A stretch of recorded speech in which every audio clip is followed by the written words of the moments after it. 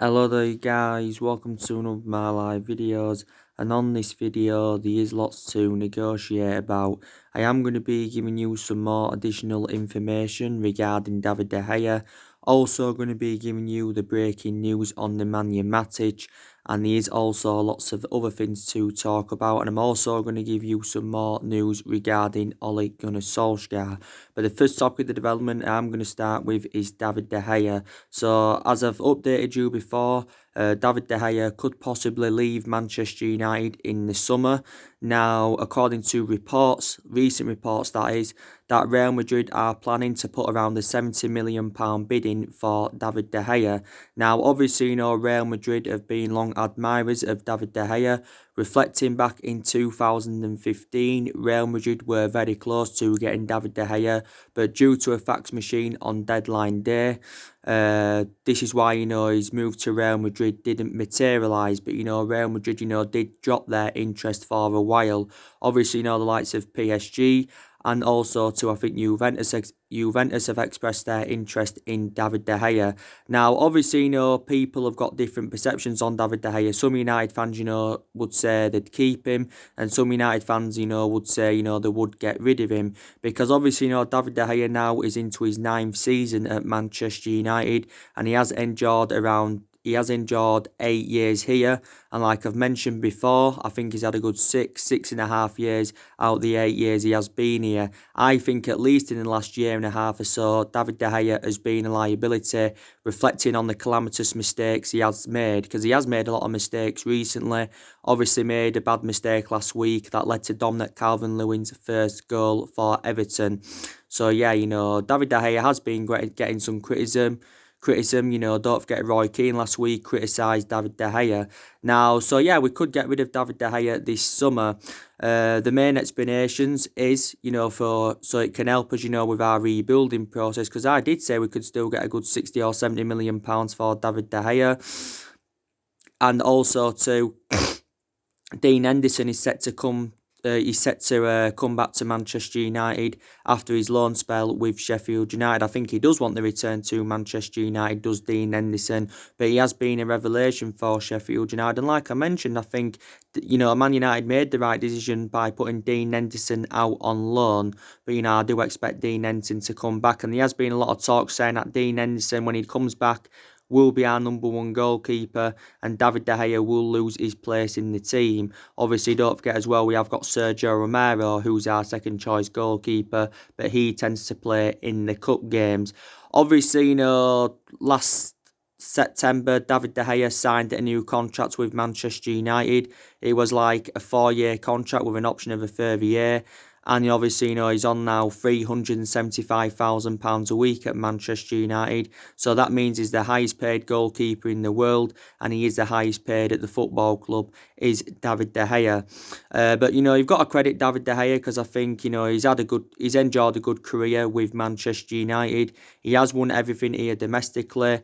He's won the club's player of the year like 4 times out of the past 6 seasons, reflecting on his good run of performances. And De Gea has made just over 300 appearances in the Premier League, and I think he's kept over the 100 clean sheets, and he's made nearly 400 appearances in all competitions for the football club. We got David De Gea under Alex Ferguson, and we paid around, was it £17 million for him under Alex Ferguson. Obviously, we did get him from Atletico Madrid. And I think, when he first came in, David De Gea, he also enjoyed a difficult first season with the football club. But, I think if David De Gea was to leave the football club, I think his preference would be to make a return to Spain, because like I mentioned a while back, he's from Spain, his relatives are from Spain, his girlfriend and that's from Spain. So I think, he probably will eventually, end up going to Real Madrid, but could possibly leave Manchester United this summer. I'm surprised he didn't leave before, because don't forget, it was a long process, of getting David De Gea a new contract, because at the first Man United were not willing to meet what, David De Gea was demanding. But in the end, we just decided to meet, what David De Gea was demanding. So, yeah, so Real Madrid are reportedly planning to put around a £78 million bidding for him. But, yeah, we're going to definitely get a lot more than what we paid for him. So, looking at it from a financial point of view, we will make a profit on David De Gea. But he's still, regarded as one of the best goalkeepers in the world, like Ole Gunnar Solsjaker did mention. Also, we've got Lee Grant. He's a long-term absentee, though. He hasn't really played for Manchester United's Lee Grant since his arrival from Stoke back in the summer of 2018. So that's the latest news regarding David De Gea. That's the latest news regarding him. Now, we'll delve into the news on Nemanja Matic. According to recent reports, Solskjaer has confirmed that Nemanja Matic has agreed a contract extension at Manchester United. That means, he will be at Manchester United for next season because Matic's contract was due to expire this summer. I think it's actually, a 2-year deal is agreed according to The Sun. I don't really take notice of The Sun, but The Sun have just basically said he's agreed a new 2-year deal, and this is reflecting on his good run of performances. Obviously, we do know that Matic is a backup to Fred and McTominay. But I thought when McTominay was out with injury for a while, Matic, did really, really well. He put a good run of performances out. I thought he also did really, really well in the Manchester City game in the Carabao Cup semi-final second leg. He did score the only goal in that game, but obviously, Matic, of course, did get sent off. But he has done really, really well recently, is Nemanja Matic. And I did say I wanted him to go. At one point, he was looking very imminent he was going to go this summer, but my perceptions have now changed on him, reflecting on his good run of performances. Obviously, he has agreed a contract extension according to reports, so he's not going to be leaving Manchester United in the summer. Matic is now into his 3rd season as a Manchester United player. He has made over 100 appearances for the club.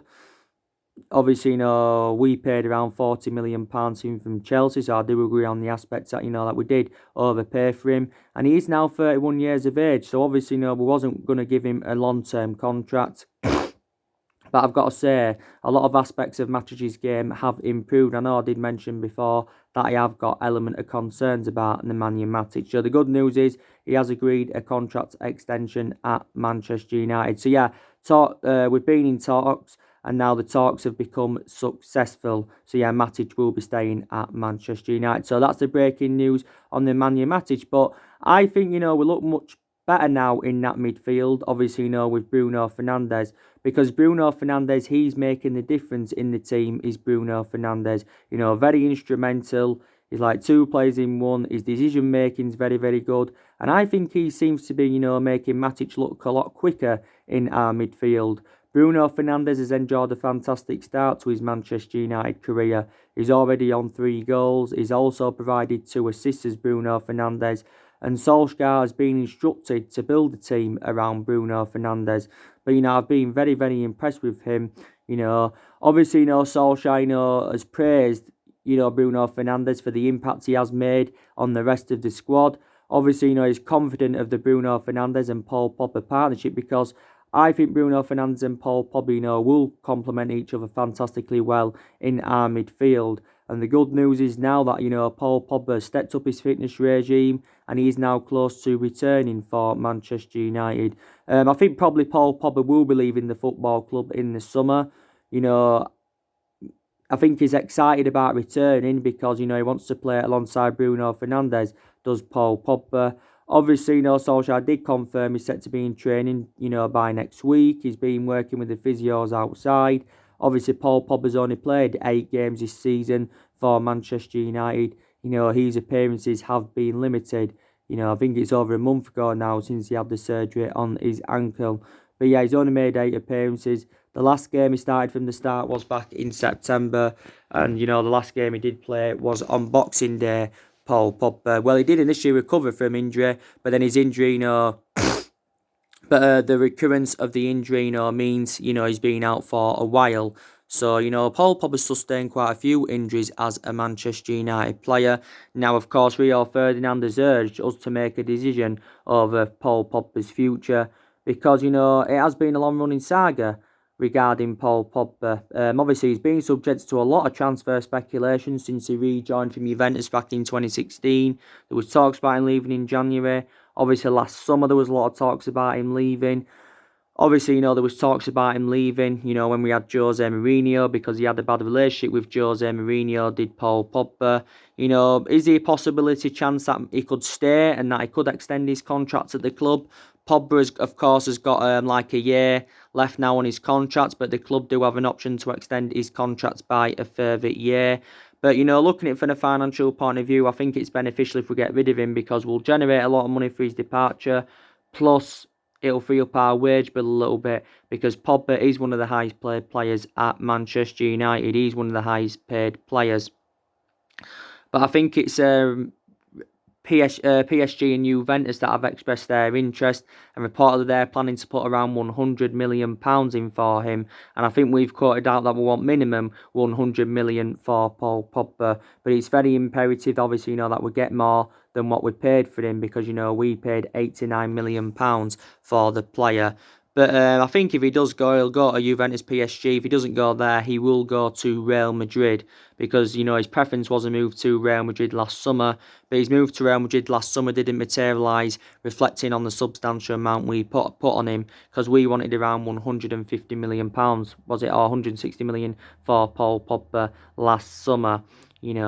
So obviously, just say, for example, if we were to sell David De Gea and we were to sell Paul Pogba, say we'd sell David De Gea for 70 million, Pogba for 100 million, we generate 170 million pounds for their departure. So you can say, that would help us with our rebuilding process and that. So that's the latest news on that. Now, Manchester United have got games coming up thick and fast. Obviously, we've got City coming up today, 4:30 kickoff at Old Trafford. Then we've got Lask in the last 16 of the Europa League. I think that's on Thursday. Then, of course, we do go to Tottenham next weekend. So I think, the City game today and the Tottenham game are two big tests for Ole Gunnar Solsjaker, definitely. But, I don't think we're going to win both games. We may draw both games. We may draw one game. We may win one game. But I don't think, we will lose any of them. Because, we're in a good vein of form at the moment. We are unbeaten in our last 9 games in all competitions. We've kept 7 clean sheets out of our last 9 games. So we are keeping a lot of clean sheets, lately. And, we are in a good run of form. And I think this is the best run of form we've been in since Solskjaer was the interim manager. So, yeah, we are, a lot of momentum is building, definitely. I'm very convinced we can get something against Manchester City today. Very convinced we can.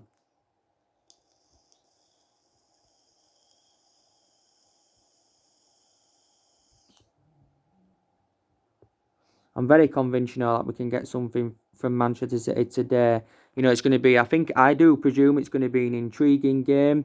Obviously, Solskjaer, will be making changes from the 3-0 win against Derby. It's going to be interesting to see how Solskjaer approaches this game today against Manchester City. I think probably he'll go with 3-5-2 formation because I think going with 3 at the back, is very beneficial against, elite opposition. I think we look more expansive with 3 at the back anywhere from my own perception, but we've done really, really well against the Big Six this season. I think we've registered 14 points this season against the Big Six. We drew with Liverpool. We're beating City at the Etihad. We're beating Tottenham already. We're beating Chelsea. Solskjaer's beaten Chelsea 4 times as a manager and he's overcome Frank Lampard 3 times. So that's a positive since, Solskjaer came in. He's had a really, really good record against Chelsea. Don't forget we're beating PSG. So our record against elite opposition has been absolutely fantastic. So this is one of the main explanations why I think, we can get something from Manchester City today. Of course, if we do beat Manchester City today, it will be the first time we've done the double over them in the Premier League for a decade because the last time we did the double over them in the league was back under the Alex Ferguson era back in 2010. Obviously, this Solskjaer and Pep Guardiola are set to go head-to-head for the 4th time this season because, as you all know, we've already played Manchester City 3 times this season, and we've beaten them twice. So we're looking to beat them for the 3rd time this season, and Solskjaer's looking to beat Pep Guardiola for the 3rd time. Obviously, I've already given you some team news building up to the game. Harry Maguire, I think Harry Maguire is going to be available to play today. Obviously, Solskjaer did confirm he's passed and he's touch and go to play. He did miss the Derby game with an ankle injury, did Harry Maguire, but obviously his injury wasn't too severe. So, yeah, he will be playing today, Harry Maguire, definitely. I don't know about Wan-Bissaka and Daniel James. I think it did get confirmed that they're going to be further assessed. And Wan-Bissaka has recently come out and backed Ole Gunnar Solskjaer's work, and he does believe that the team can go on to be capable of winning trophies. I think Wan-Bissaka has done very, very well since his arrival from Palace last summer, and he has been playing regularly this season. He has had a back problem as Wan-Bissaka. Daniel James, as for him, he's missed our last 2 games as Daniel James, but I do believe from my own perception that Solskjaer's been overplaying him quite a lot. Obviously, Marcus Rashford, he's a long-term absentee. He's got a back injury and Rashford could be out for the rest of the season. I think Solskjaer did reveal, though, that Rashford should be fit for the Euros this year. But Rashford, you've got to say, is a big miss. But Odion Ighalo is a very, very good cover-up for him. I do expect Odion Ighalo to play today for Manchester United. I expect him to make his full Premier League debut. Odion Ighalo is the vocal point. Like Solskjaer was saying, he's an option of a different type of centre-forward. His movements comparison to Rashford and Martial's, but, he's a very, very good player, is Odion Ighalo. Solskjaer did make an admission regarding Odion Ighalo not too long ago, and he did say he could make Odion Ighalo's transfer permanent at Manchester United. He could make his transfer permanent. We've paid around 3 or 4 million to get him on loan. Obviously, it is a 6-month loan, and Manchester United are paying like a third of his wages. But, he's already scored, 3 goals in 2 starts, so he's enjoyed a good start to his Manchester United career, but I do expect him to start today. By the way, this will be Odion Ighalo's first Manchester derby today. Also, it will be Bruno Fernandes's first Manchester derby today. So, can Bruno Fernandes or Odion Ighalo score on their Manchester derby debuts? Because it is their debut against Manchester City. It'd be very, very good to see. And, Rashford did it, back in, 2016, he scored in his first ever Manchester derby. Rashford, of course, scored twice in his Premier League debut against Arsenal, scored in his Europa League debut against Midtjylland. So Bruno Fernandes and Odion Ighalo are capable of definitely doing that. They are. Of course, Bay could be involved today because since he's come back from injury, he's done really, really well. There's talk saying that Alex Tuanzebe could be involved. Fosu Mensah now is also back from injury. So it's very, very good news now that players are back from injury. Luke Shaw, I think he should be involved because I think he's been in a good vein of form as Luke Shaw for Manchester United. I think since he's come back, because he was out for around 2 months, but since he's come back, he's done really, really well, and he has proven a point as Luke Shaw. Rio Ferdinand recently credited him. Obviously, Luke Shaw has received a lot of criticism. Obviously, Luke Shaw's endured some bad spells as a Manchester United player, reflecting on, reflects on the amount of injuries he's had. Obviously, he's on a nice poor form. This is why he has received a lot of criticism. He was good last season because last season Luke Shaw won the double player of the season. Of course, Shaw did score against Derby. That was only his 2nd goal for the football club in 197 appearances. But, Luke Shaw's done really, really well for Manchester United, definitely in that. So it'd be interesting to see how Solskjaer approaches the game today. As for City, though, they also have been in a good vein of form. City, have won their last 5 games in all competitions. Of course, City, beaten Sheffield Wednesday in the FA Cup, so they're into the quarterfinals of the FA Cup. They also beat Villa last weekend, so they won the Carabao Cup. That's the 3rd time in a row City have won the Carabao Cup. And obviously, the other week they had that historic win against Real Madrid in the Champions League last 16 first leg. It was the first time Manchester City had ever beaten Real Madrid in the Champions League. And I think, City are capable of winning the Champions League. I know they haven't got a good pedigree in the Champions League, but I think they are capable of winning it. And the Champions League is an ambition for Manchester City because that's the only trophy they haven't won in their history is the Champions League. They have come close. The closest, I think the furthest they got in the Champions League was to the semi-final, Manchester City. But, it's definitely a priority for City. Also a priority for Pep Guardiola. Pep Guardiola's won it as as Barcelona boss. But he hasn't won it, of course, at Manchester City. They've won everything else, though. Pep Guardiola, like I mentioned, now is into his 4th season at City. And he has, won 8 major honours with them. City have won a total of 4 Premier League titles. They've won 2 under Guardiola. They won it last season, they finished on 98 points. They won it the season before, they finished on 100 points. And they won it under Manuel Pellegrini, and they won it, of course, under Roberto Mancini. They won the domestic treble last season. They have won back-to-back Premier League titles. There was hoping this season that they could have won their third title on the trot. So, they can't now, obviously. They would have been disappointed about that because, we was the last team to win 3 titles on the trot back in 2007, 2008 and 2009. But, City are going to get second in the Premier League this season, definitely. I just want to confirm as well, City have got quite a few injuries. There's been reports saying that Kevin De Bruyne is going to be a doubt for the game because he's had a back problem. Also, too, Laporte, he's injured. He came off injured in the 2-1 win against Real Madrid for City. Also, too, Leroy Sané has been out for the vast majority of the season. Raheem Sterling's just come back for Manchester City. So, City, have had quite a few injuries this season. Are City going to approach the game, to how they did against Real Madrid? Are they going to play De Bruyne and Bernardo Silva as false number 9s? Are they going to put Gabriel Jesus in like a different type of role? Because, I've got to be honest, I credited him in that game because City approached the game against Madrid well. They tactically got it right and they tactically sussed out Real Madrid did Manchester City, so they could do the exact same thing today against us because City do know from their perspective it's going to be a very, very difficult game.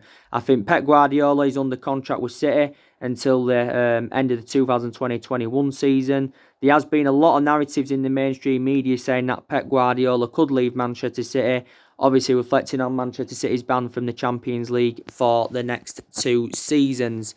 Obviously City have appealed against this decision, like I mentioned, and they've thrown a lot of money at this appeal. But, I'm very sceptical that, they'll overcome this ban. And 2 years is too long to wait for Pep Guardiola, so maybe he could leave, I don't know. Obviously, Pochettino has been on Manchester City's agenda, He has been on Manchester City's agenda. But City, will be hopeful that they can win the Champions League this season. They have got a lot of good attacking players. Aguero, of course, is their top goal scorer. He's been long serving at City. They've got Sterling. They've got Gabriel Jesus. Sané is obviously out injured though.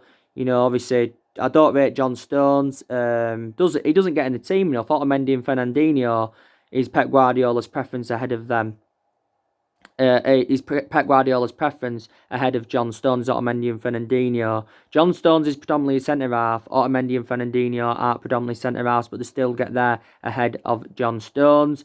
Obviously, City have got, Bernardo Silva, who I rate a lot. Raheem Mahrez, I think, has also done very, very well for them. I don't mind Edison. I think he's a very, very good goalkeeper. But like I mentioned before, City are not a big club.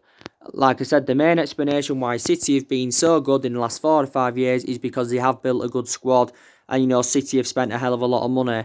Pep Guardiola spent money at Barca, Munich and City. He spent a hell of a lot of money, but the more than half of the money has been invested into that Manchester City team. And City are only so good as well because of Pep Guardiola, because he's regarded as one of the best managers in the world. He's only so good anywhere because of Marcelo Bielsa. Obviously, Pep Guardiola is following Marcelo Bielsa's philosophy because they worked together when they was younger.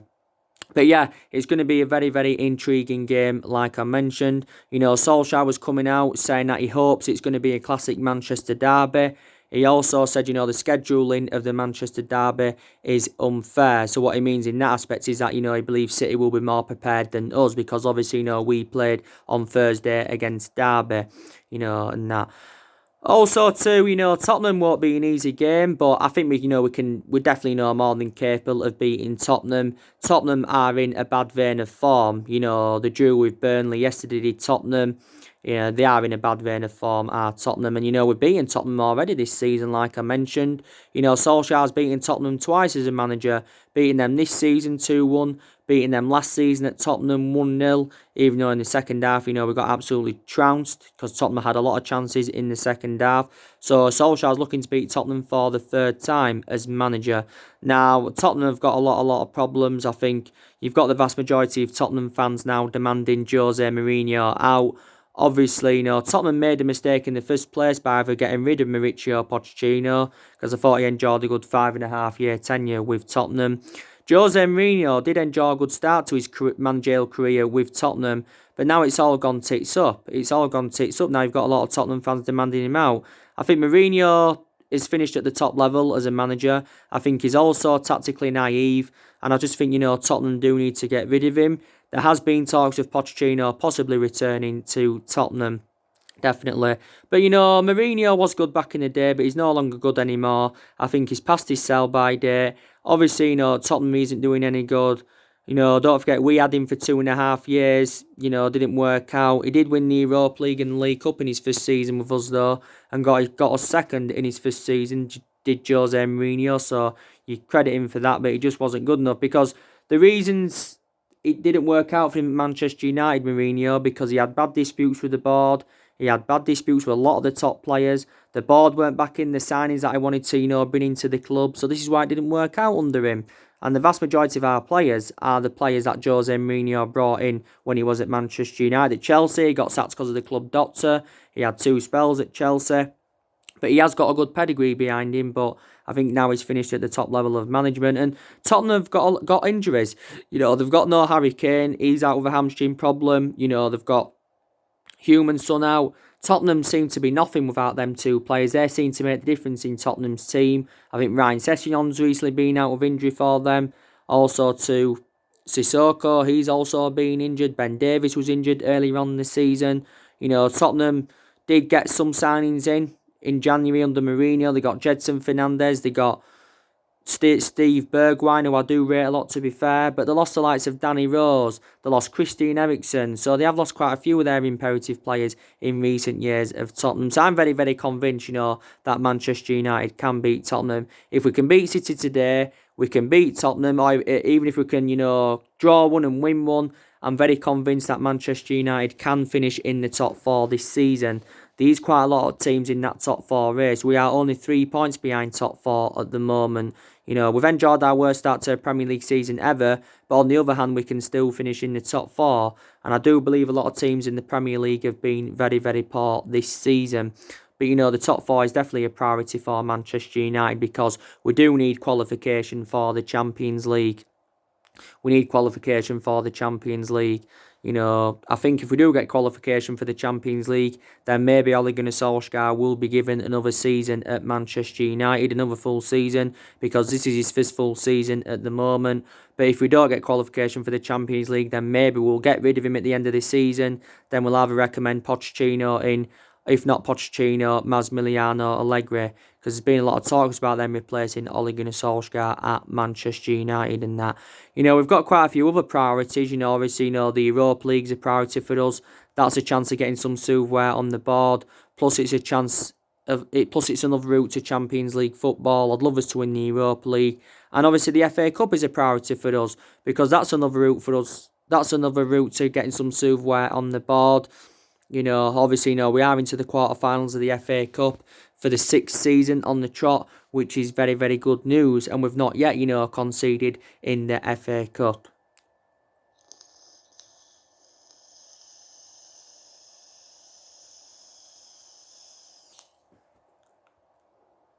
But like I mentioned to you, I said before, didn't I? There's still various issues at the club. I said we need to see a variety of change at the club because a lot of United fans have been unhappy with the club's ownership and Ed Woodward. Obviously, we've got a lot of element of concerns about the board, and I don't like the way the football club has been run in the last 6 or 7 years or so. I don't like the way the football club has been run. No, I don't like the way the football club has been run. I think also there's more players that do need to go. I expect around probably 4 or 5 players to leave Man United in the summer. I think Jones will probably go. Matic is now staying, of course. Chon and Gomez, I don't think they get enough opportunities because their appearances are limited at Manchester United, and I don't think Chong is on that level as yet anywhere. So yeah, we'll probably get rid of around 4 or 5 players in the summer. A lot of players have left since Solskjaer's arrival. Around 9 senior players have left since his arrival at the football club. We want to see more incomings in this summer, as you all know. We've been in for the likes of Sancho, Grealish. I think they are our 2 main priority targets, definitely. We're seeing Grealish as the adequate replacement for Paul Pogba, but they would dramatically improve. If we can get the right calibre players in this summer, then possibly, we can challenge, for the league next season. Definitely in that, we can challenge for the league. I think we need around 3 or 4 more signings, if we are to currently challenge, definitely. And yeah, but probably Solskjaer does deserve more time. Sometimes it takes some managers, time to settle in. Klopp didn't settle in straight away at Liverpool. Ferguson didn't win out in his first 4 years when he came into Manchester United. So some managers do deserve time, definitely in that. So anyway, guys, drop your comments, likes below on the channel. If you do, consider subscribe as always. That's everything to update you with, and take care. God bless. See you all again very, very soon. Thanks for watching.